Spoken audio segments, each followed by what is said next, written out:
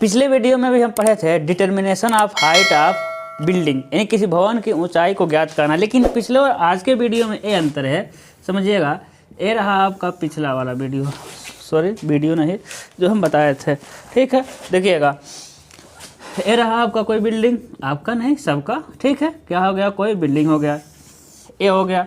अब क्या है ना, यहाँ ऐसा कंडीशन है, कुछ है, क्या है, मान लेते हैं तालाब है, नहर है, कुछ ऐसा है कि वहाँ आप नहीं पहुँच सकते।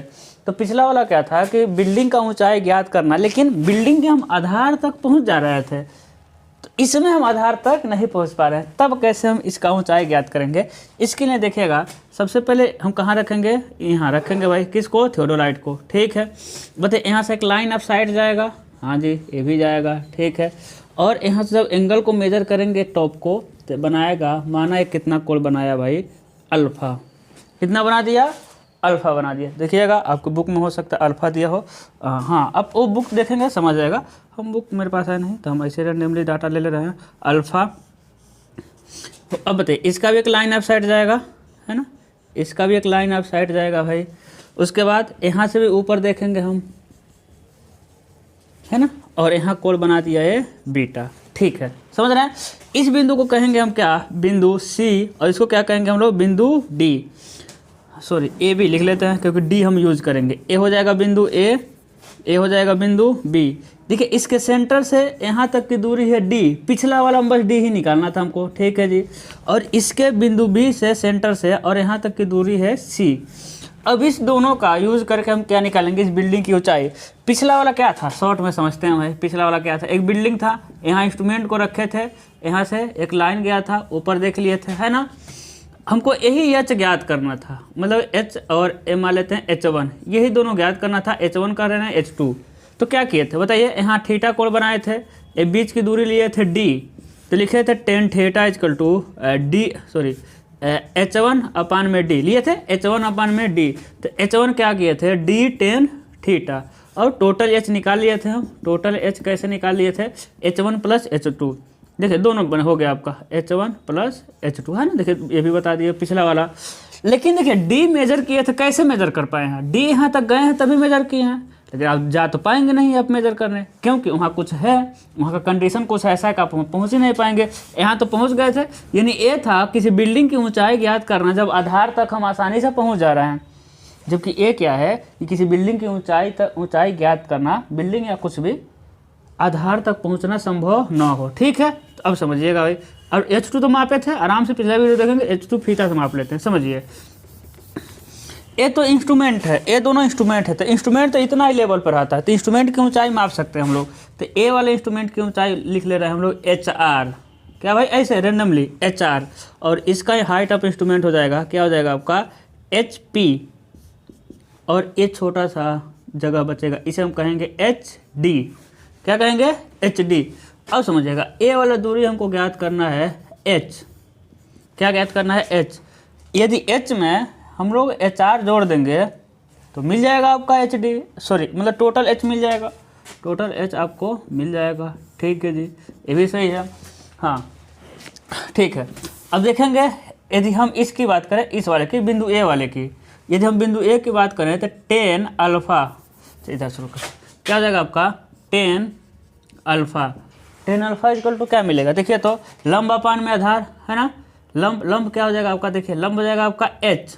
हाँ, वो थोड़ा फ़ोन आ गया था, और क्या होता है कि जब घर का फ़ोन फिर आ गया है, घर का फ़ोन थोड़ा रिसीव करना पड़ता है ना, फिर आ गया, कोई बात है लग रहा है, साइलेंट कर दे रहा हूँ, ठीक है। चलिए चलिएगा, ठीक है, अभी बात करके रखे हैं, फिर तो पागल हो गए हैं सब, कहीं वीडियो बना रहे हैं बाद में कर, देखिएगा टेन अल्फ़ा इक्वल टू क्या मिलेगा, है ना, क्या मिल जाएगा आपका H अपन में, है ना, आधार क्या है, D है, तो H इक्वल टू क्या हो जाएगा, D टेन अल्फ़ा, क्या हो जाएगा मेरे भाई, D टेन अल्फ़ा।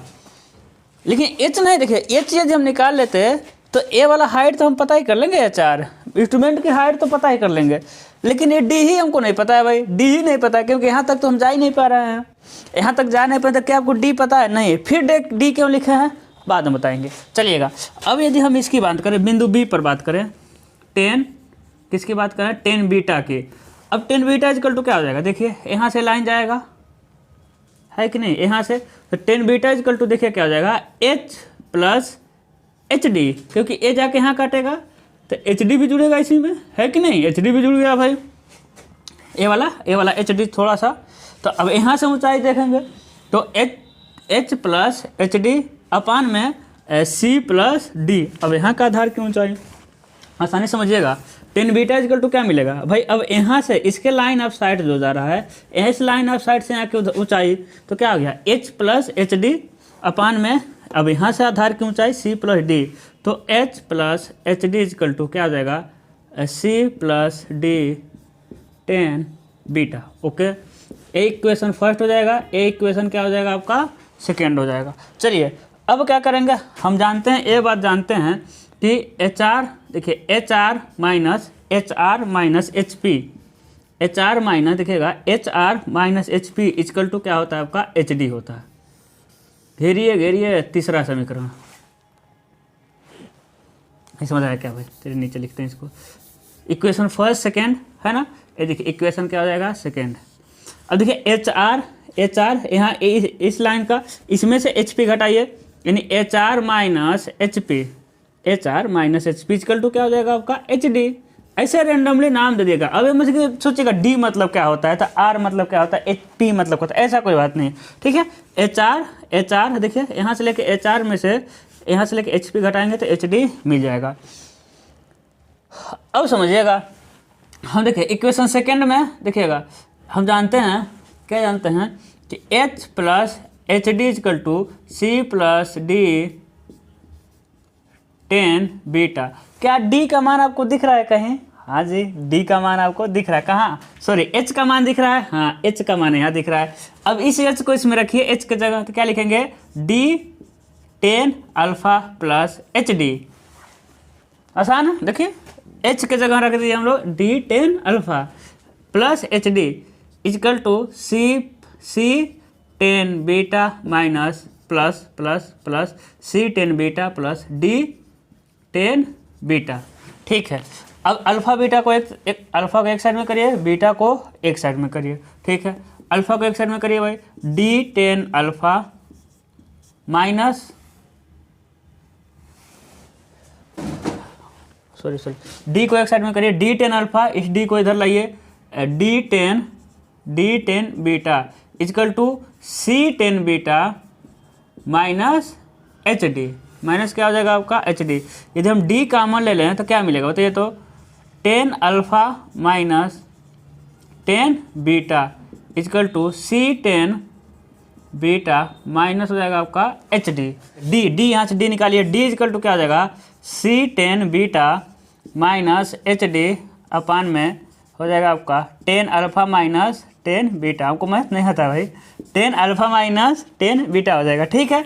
अब समझिएगा अब समझते हैं। अब देखिए डी निकल गया आपका टी, अब यहाँ डी दिख रहा है, इसी में रख देंगे तो एच इजकल टू क्या हो जाएगा, देखिए एच इजकल टू, तो इसमें रखेंगे, पुट इन किस में करिए, पुट इन फर्स्ट में पुट करिए तो क्या हो जाएगा स्मॉल एच इजकल टू क्या हो जाएगा डी, हम जानते हैं डी टेन अल्फ़ा, तो डी की जगह हम इसको रख देंगे C tan beta minus H D upon में tan alpha minus tan beta. इसको पैक करिए, पैक मतलब ब्रैकेट में करिए, इंटू टेन अल्फ़ा, भी टेन अल्फ़ा है भाई, टेन अल्फ़ा, इसे ए हो जाएगा आपका एच। अब समझिए एच तो मिल गया, अब समझिएगा तो टोटल एच क्या मिल जाएगा, एच जो एच मिला हुआ है प्लस इसमें कौन सा जोड़ दें, एच आर है कि नहीं। इंस्ट्रूमेंट हाइट तो निकाल लेंगे आप आराम से, फीता से आपके, तो हो जाएगा आपका small H plus H R, total height निकल गया। अब देखिए, अब फार्मूला देखिए, जो एच का फार्मूला निकला है, क्या इसमें डी आया है क्या भाई, डी ही तो नहीं मेजर कर पाएंगे, क्या इस फार्मूले में डी आया है, फार्मूले में डी नहीं आया, देखिए सी है ना, फार्मूले में सी आया है, हाँ जी सी, तो बताइए सी तो मेजर कर लेंगे, वहाँ नहीं जा पाएंगे, यहाँ तो मेजर कर ही लेंगे, तो सी भी मेजर करेंगे। टेन बीटा भाई एंगल मेजर करना है, कोई दिक्कत नहीं है। एच डी नहीं निकाल पाए हैं भाई, यहाँ से इस इंस्ट्रूमेंट हाइट को निकालेंगे, उसमें से इस इंस्ट्रूमेंट हाइट को घटा देंगे तो एच डी मिल जाएगा। एच डी भी निकाल लेंगे, टेन अल्फा टेन बीटा दोनों निकल जाएगा, टेन अल्फा यहाँ से निकल ही जाएगा और एच आर में कोई दिक्कत ही नहीं है ना। तो देखिए इस फार्मूले में कहीं भी डी नहीं आया, क्योंकि डी ही हम नहीं पता कर पाएंगे, हम आधार तक उसमें जा ही नहीं पाएंगे, है ना। तो बस यही है, थोड़ा सा दिमाग लगाइएगा इधर उधर से, ठीक है। तो आई होप आपको समझ आया होगा, दोनों क्लास हैं, पिछला सा आपका आसान था, ये थोड़ा सा टेढ़ा है, ठीक है। तो आज के लिए बस इतना ही।